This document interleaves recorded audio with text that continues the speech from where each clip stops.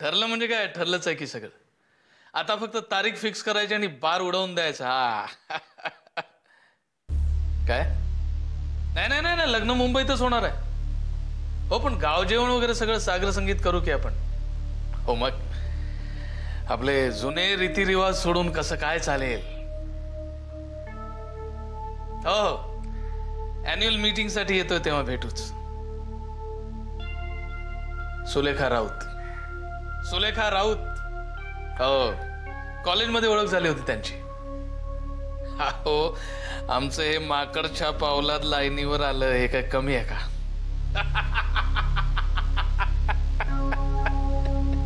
हो हो हो भेटूच. मावशींना नमस्कार सांगा, आशीर्वाद असू द्या. बर माझ्या लग्नाबद्दल गावात दवंडी पिटणं बंद करावा. म्हणजे हे लग्न होत नाहीये. का? आता काय झालंय? तुम्ही ते सोडा, मी तुम्हाला सांगितलं ना हे लग्न होत नाही. हा काय पोरखेळ वाटला का तुम्हा लोकांना? हे बघ अभिमान, मला नीट सांग काय काय झालंय ते सगळं. काय नवीन प्रताप करून ठेवलेस का? मला विचारू नका. सुनबाई सुनबाई म्हणून डोक्यावर घेऊन नाचताना तिला जाऊन विचारा.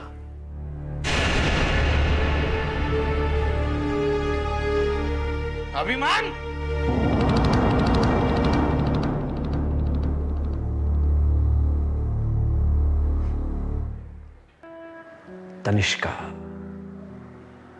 तनिष्का भोसले, लग्ना आधीची भोसले. एकाच कॉलेजमध्ये होतो आम्ही. ती आर्ट्सला, मी सायन्सला. लायब्ररीत एकदा ऍक्सिडेंटली आमची भेट झाली.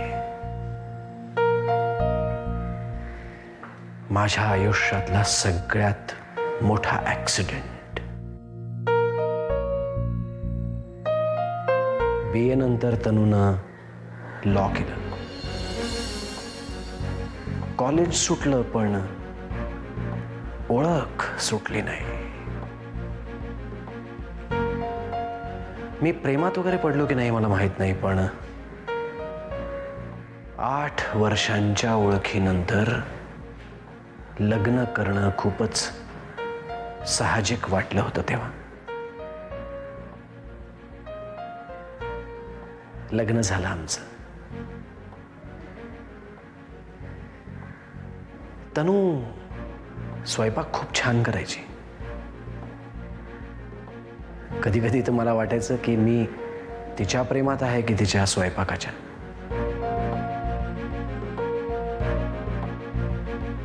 काही काही बाबतीत तिची मतं खूपच विचित्र होती म्हणा.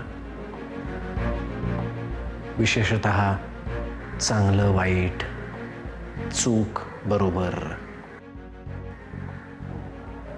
कधी कधी ती असं काही बोलून जायची जे 4 चौघांनाही धक्का देऊन जायचं.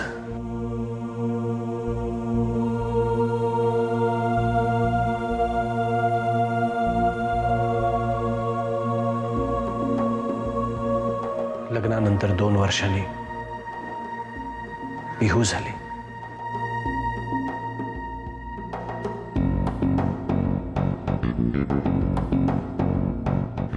मग मात्र सगळंच बदलत गेलं. खरं तर ते आधीपासूनच बदलत गेलं होतं, पण मला ते उशिरा कळलं. प्रेग्नन्सीच्या वेळेला तनूनं प्रॅक्टिस बंद केली होती.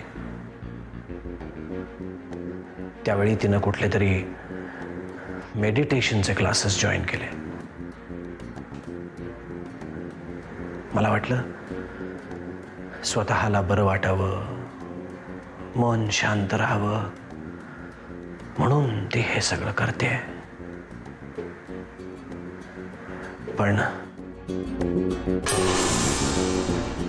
पण काय डॉक्टर? पण तिचा हेतू काही वेगळाच होता. काय? शक्ती. शक्ती हवी होती तिला, कसली तरी. कसली शक्ती? तिलाच ठाऊक. हळूहळू तिनं प्रॅक्टिस सोडली. सगळा वेळ ती वाचनात आणि ध्यान लावण्यात घालवायची. पिहूला तिची आई कधी सापडलीच नाही आणि मला माझी तनूही. खूप वाद झाले आमचे, भांडण झाली.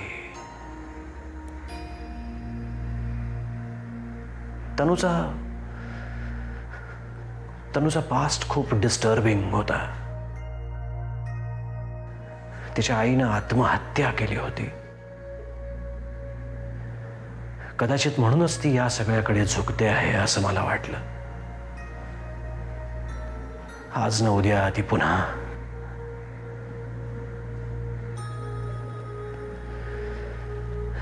मूर्ख होतो मी, मूर्ख.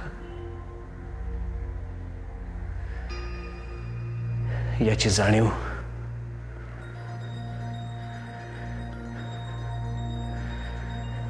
जाणीव मला तेव्हा झाली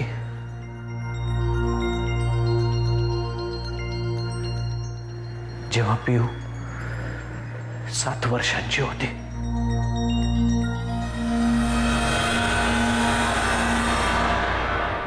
पिहू, माझ्याकडे बघ, माझ्या डोळ्यात बघ. मम्मा, पुन्हा नको, मला भीती वाटते. घाबरायचं नाहीये पिहू. डोळ्यात बघ माझ्या. Look at me.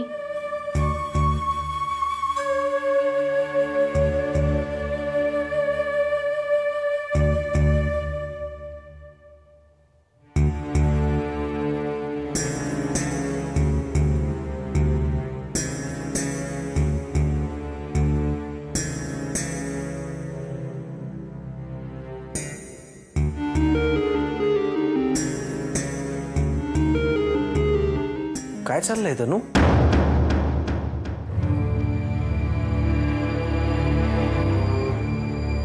काही नाही, मनाचे श्लोक शिकवत होते. आत्तापासून शिकवले तर.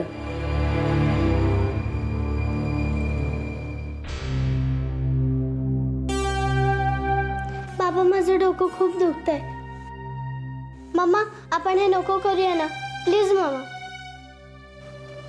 तू काय करत होतीस तनू? पिहू, तू आज जा.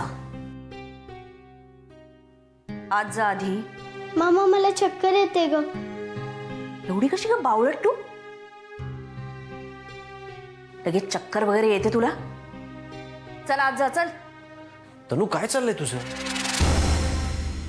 का खेकसतेस तू तिच्यावर? पिहू, काय करत होती मामा? तू काय विचारतोस तिला माझ्याबद्दल? तुला माझ्याबद्दल माहिती हवी ना, मग मला विचार ना. हे जे काही चाललंय ना तनू, ते ताबडतोब बंद व्हायला हवं. याचा त्रास जर पिहूला झाला ना तर मी अजिबात सहन करणार नाही.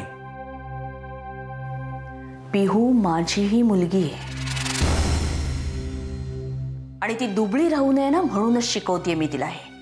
काय शिकवतेस तू तिला? कसली साधन आहे तुझी? मलाही जाणून घ्यायचंय. बाबा, बाबा, तुम्ही नका भांडू. पिहू, तू आज जा आधी. पिहू, तू आज जा. सारखी रडत बसते मुळू मुळू मुळू. चल आज जा. अशी आई असेल तर काय होणार तिचं? हो, एवढा त्रास होत असेल ना तर तू वेगळा होऊ शकतोस विराज. तू टोकाला जातेस तनू. हो, टोकाला गेले नाहीये मी अजून, पण ज्या दिवशी जाईन ना, you will regret. You will regret it very badly.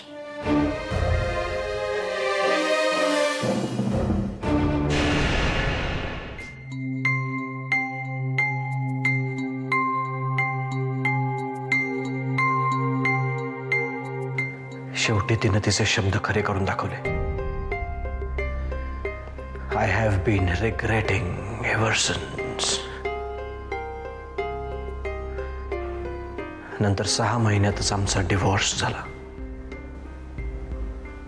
तिनं कोर्टात मला दारुडा, बायकोला मारहाण करणारा, मुलीला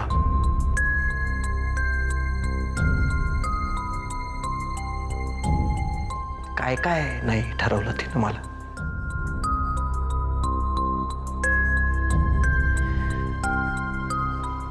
खूप त्रास झाला मला. त्याचा काही उपयोग झाला नाही.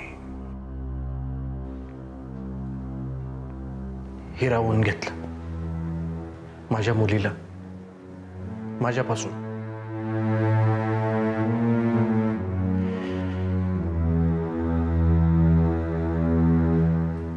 पिहू मोठेपणी काय म्हणून मोठी होईल मला माहित नाही, पण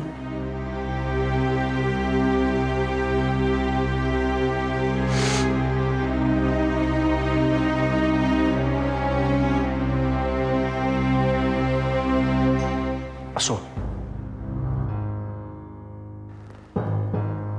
तर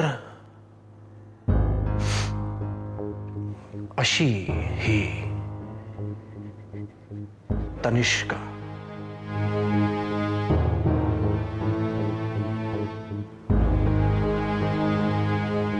पण मला तरी एक गोष्ट कळत नाही, तिचा आणि तुमचा काय संबंध आहे? मागच्या जन्माचा. म्हणजे डॉक्टर, ती सावली, बयोची सावली. तुम्हाला काय म्हणायचंय मिसेस शास्त्री? तनिष्का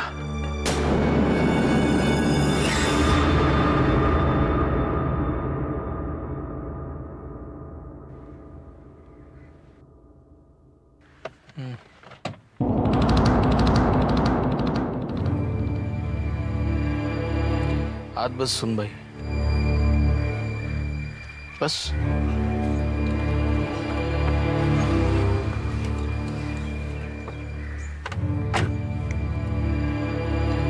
जा रे, चहा घेऊन ये तू.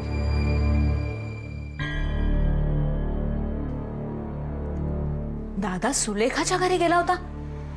हो. आणि तिने त्याला शपथेवर असं सांगितलं की निखिल आणि क्षिप्राच्या मृत्यूशी तिचा काहीही संबंध नाहीये, आणि दादाने यावर विश्वास ठेवला. प्रिया, ह्यात खरंच ह्यांचा दोष नाहीये. मलाही जर नाही, दोष जर कुणाचा असेल ना शुभ्रा, तर तो माझाच आहे. माझा सगळ्यात मोठा दोष हा आहे की माझ्याजवळ पुरावे नाहीये, आणि दुसरा दोष हा आहे की माझ्याजवळ अशी माणसं नाहीयेत जी पुरावे नसतानाही माझ्यावर फक्त माझ्या शब्दावर विश्वास ठेवतील. माणसांना दोष देऊ नकोस प्रिया. तू जे काही बोलतेस ते इतकं अविश्वसनीय आहे. आणि मुळातच सुलेखा जर खरंच असं तिनंच हे सगळं केलंय. हो, पण ती हे सगळं का करत असेल असं तुला वाटतंय? मला नाही माहित. मग या प्रश्नाचं उत्तर शोधणं जास्त गरजेचं आहे. हे उत्तर शोधण्यातच क्षिप्राचा बळी गेला. तिच्यासाठी ते एक ऍडव्हेंचर होतं, एखाद्या अनोळखी जागेचं उत्खनन करण्यासारखं. An adventure that ended in a disaster.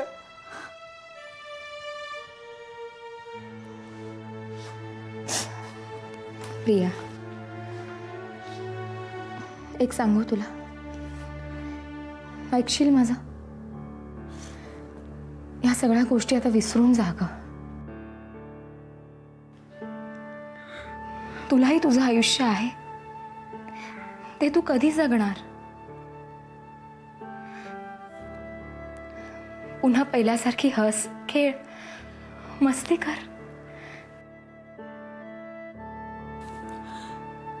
दोन जीवांचं ओझं मनावर घेऊन मी हसू, खेळू, मस्ती करू. शुभ्रा, तुला जमेल?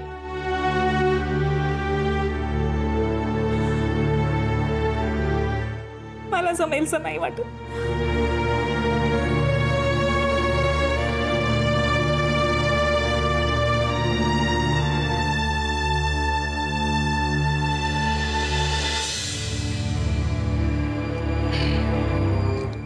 अभिमान म्हणे लग्न मोडलं तुमचं.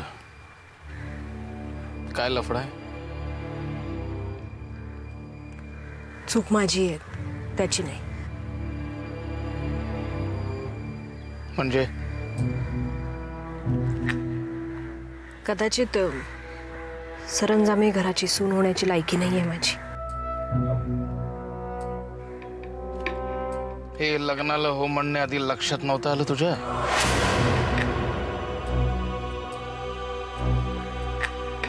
मी हे बघ, हे तुम्हा प्रेमी युगुलांचे जे प्रॉब्लेम्स आहेत ना ते फालतू आहेत. दोघं एकत्र बसून लवकरात लवकर सॉल्व करा आणि मोकळे व्हा पटापट. काय असून बाई, तुमच्या शहरामध्ये झाडूच्या काड्या मोडल्यागत पटापट लग्न मोडत असतील, पण आम्ही पडलो गावची माणसं. इथं असं करून चालत नाही. आणि यशवंतराव सरंजामेच्या मुलाचं लग्न होतंय ही बातमी आमच्या गावच्या चावडीपासून मंत्रालयाच्या 6व्या मजल्यापर्यंत सगळीकडे पसरली आहे. कळलं? हे लग्न मोडलं असं कळलं तर आजवर आम्ही मिळवलेली प्रतिष्ठा धुळीला मिळेल. आणि तुझं लग्न अभिमानशी नाही ठरलेलं, यशवंतराव सरंजामेच्या मुलाशी ठरलंय तुझं लग्न. आणि हे कधीच विसरायचं नाही, कधीच. राहता राहिला तुझ्या लायकीचा प्रश्न, त्याची काळजी तू करू नकोस. एकदा तुझ्या नावासमोर सरंजामे लागलं की बदलेल आपोआप सगळं. आणि अभिमानशी बोलतो मी, तो नाही म्हणणार नाही, माझं ऐकेल याची काळजी घेतो. समोरच राहतेस ना तू? हो. जा, जपून जा. अभिमान फोन करेल तुला. जा. एक मिनिट. प्रेझेंट आणले तुझ्यासाठी. काय गरज होती अहो? अगं, सरंजामींच्या घरची सून होणार आहेस तू आता. आणि हे काय, उन्हात फिरताना काळजी घेत जा जराशी. हा, घे. थँक्यू. अभिमान फोन करेल तुला. निघ.